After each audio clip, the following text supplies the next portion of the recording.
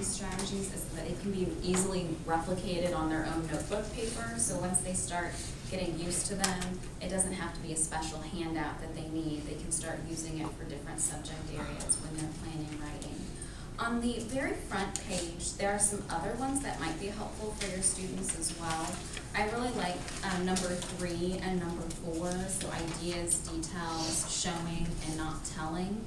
And on number 8, especially for a longer piece of writing, that one's a little harder, maybe more for upper grades, but it has them think about the content, so the main ideas, and the details. Their purpose, so what do you want readers to think about and do by the time they're done reading your piece, and then the audience, who they're writing to, and what questions you're going to have to answer for the audience. And then on the back, there's some other strategies for students to use for main idea, and then thinking about different details. I really like number 14 because sometimes it's really hard for students to know when they're finished, and also for us as teachers to know that they're finished. Like how far do we push them for revision? And it has a good checklist there of questions that students can ask themselves to determine whether they're actually finished with the piece. On page 5, there are a few examples of the content purpose audience chart. On page 5, it is an example for a memoir or a narrative essay. And then on the back is an example of how that could be used for expository writing for a research paper. So one of the big philosophies of this website is that strategies need to be able to be used for different modes of writing and in different subject areas. So students can learn strategies that they can then apply to other areas. We can be more consistent rather than having them know some strategies for one teacher and other strategies for a different teacher. On page 7, there is a glossary of 35 good beginnings. A lot of our students know that they can begin with a surprising fact, or they, especially younger students, love the onomatopoeia beginning, and they start to get overused. And so this is a great resource for students to think about other ways that they can start their piece, and it also includes an example. Some of them might work better for upper grades, whereas other ones might work better for younger grades, but they could work for a variety of different modes. And then on the back, on page 8, is 16 different types of endings. And I think the endings are harder than the beginnings are. And you know, as teachers, you could also teach them this might work best for a persuasive type of piece, or this might work best for a narrative. But it gives them several different examples for how to use that. That was what Reese A, B, C. That's how they're separating the different examples. For example, the strategy number 7 for a recommendation might work really well for a persuasive piece. The wraparound ending, the circular ending is number 16. So it has some that a lot of students are familiar with, but has some other new ideas too. And then on page 9, I found a newer resource on the website. I hadn't noticed it the last time I was there, and it's all about integrated literacy. So how can you use the same strategies for reading and for writing? The very top example shows, again, what you already tried, the transition, action, details, but how students could use that to plan a summary of what they read from a textbook or stages of a scientific process. And then the bottom example is that same strategy, but used in a way that we just used a moment ago for the narrative piece. On page 10, there's a different strategy that I didn't have you try. It's called the what, why, how. And the top example shows how it can be used for persuasive writing. The middle shows how it could be used as a response on an essay question for history. And the bottom example shows how it can be used as a reading response. So in that first column, the students write what they think. So what are they arguing? The middle column is why they think it. So they're basically listing the different reasons. And then I really like the how do you know column because that is where they have to support. a lot of times when they're writing persuasive, especially my fifth graders, they like to do a laundry list of all the reasons why, and they don't have organized paragraphs that are well developed. And so they then, once they have the how on there, it's pretty much already organized their paragraph for them, and so they can kind of write across the rows using the different examples. For the reading response example on the bottom of page 10, they actually have quotes from the story, so that emphasis of using evidence from the text rather than just, explaining their own opinion about it. On page 11, it's an introduction to the difference between reading like a reader and reading like a writer. They did make a mistake. They were supposed to put reading like a writer on the second column. They repeated that. But when you're reading like a reader, you are thinking about 6 main comprehension strategies. And when you're reading like a writer, you're thinking about the main writing techniques. And this author is a huge proponent of the 6 traits of writing. And the Columbia District, for 2 years, it's going to be probably changed next year, but we've been focusing on the 6 traits of writing. And that has really helped students analyze the different texts. It goes into more detail on pages 12 and 13. So it has an example of what they mean by reading like a reader. So what does it mean to write a question or to write a prediction or make an inference, versus reading like a writer where you're commenting on the ideas and the organization of the piece. And then you can see that in use on page 14.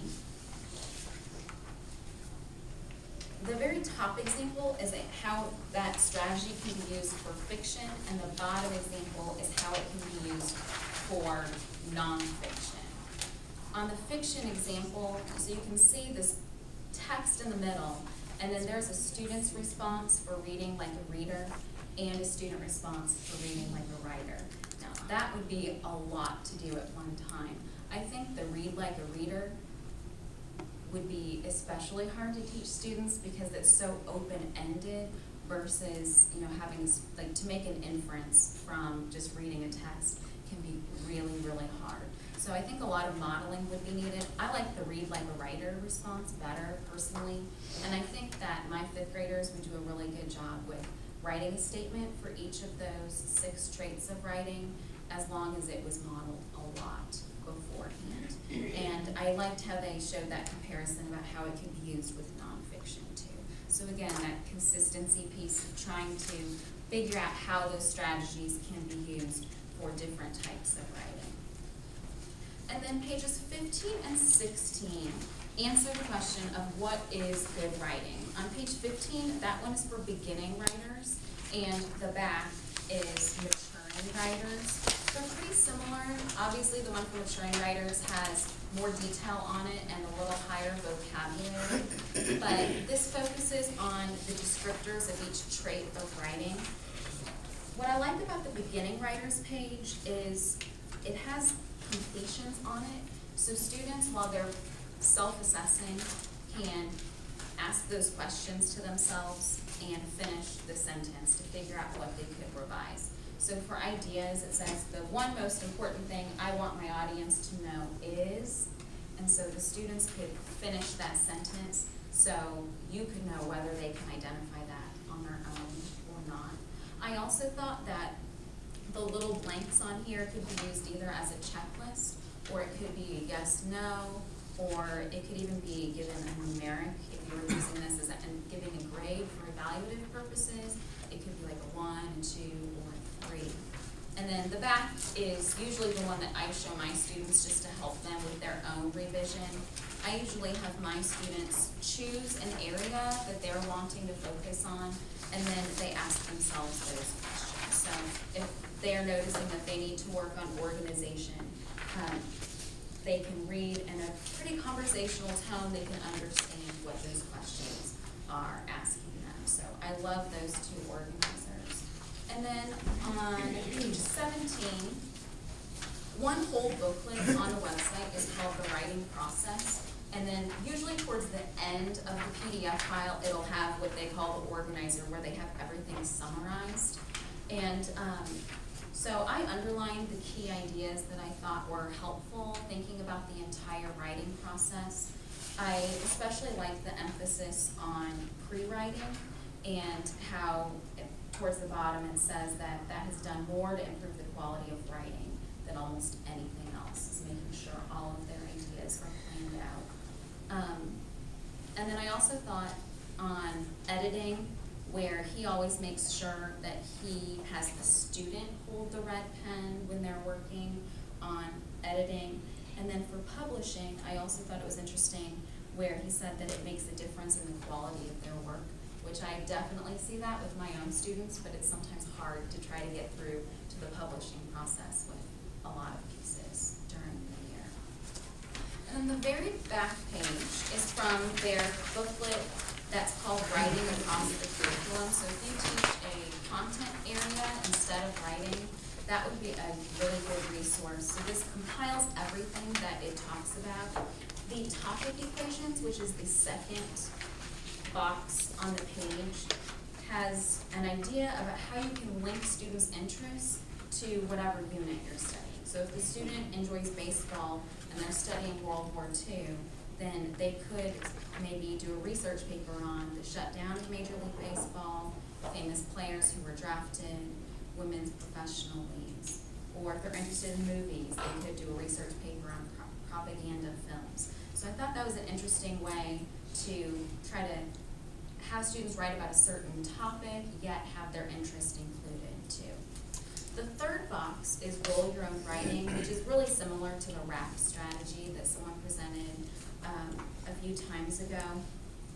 And then there's some examples there. And I also liked the Mastering the Modes box. So just in a quick chart, you can quickly see what the advantages and disadvantages are of each mode of writing. So narrative, expository, persuasive, and descriptive. And it also mentioned the key trait, which might be helpful in planning different mini lessons for students. So if you're going to be studying persuasive, then concentrating on the strategy of, or the trait of voice would be most helpful in that area. So I'm hoping that these are different strategies that you could adapt for whatever grade, age of students you have, whatever topic you have. I would like you to talk with someone near you about how those organizers that you used at the beginning versus just the free write might help your students plan their pieces. And then also, you can take a few minutes to look through, I know I went through those fast, but see if you can find anything that might be helpful for you to use with your own students. Major circle snapshot, but diving in and getting a chance to put out what they see, when they see the movie or when they read it, saying, oh, but I thought it kind of different, or you know, where I saw it different, or okay, I would highly recommend visiting the website, especially if you found some resources that you think might be helpful to you. For example, this that I included in your packet, which has an actual filled out example, all of the booklets, like all of the strategies have those examples on the website. So this is a very small selection from different booklets that I had pulled out. And that can also give you maybe some more ideas about how they could be used. You could show the examples to students. One of the best resources that I like on the website is that they have posters that you can print out. They're in black and white, kind of gray line masters, but they have these strategies all in poster form. They have the 6 traits of writing in poster form, and they're in kind of a more creative font, and they have some pictures in the background so it looks more engaging than just what is on here on your page. But it is a really great resource, and it's written in a way that's very easy to understand, very accessible for not only teachers but also for students. I sometimes pull up the ideas on a smartboard for what's meant for teachers and even go over that with my class because they can find that extra explanation helpful to them. So that's all I have for today.